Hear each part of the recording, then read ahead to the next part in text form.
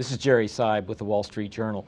You know, what really struck me about President Obama's inaugural address this week was how different it was from his speech 4 years ago at the same time, his first inaugural, which was very much above the fray. It was kind of like, here are the soaring things that I think we can do to get above partisan politics in Washington and to move the country forward in a time of economic crisis. Well, this time there was none of that, we're going to soar above the political fray. It was much more ground combat kind of an address.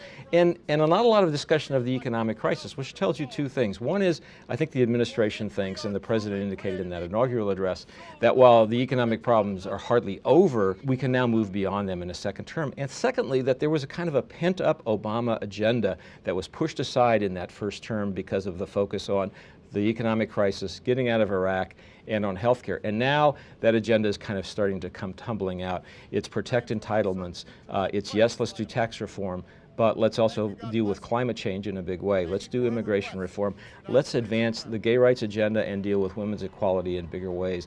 And let's deal with guns. These are all items that the president at least touched on in the address that weren't mentioned at all, except perhaps in the most fleeting way in the first inaugural address. So if you looked for a sign of the changing times, you definitely saw it in the president's inaugural address this week. This is Jerry Seib with the Wall Street Journal.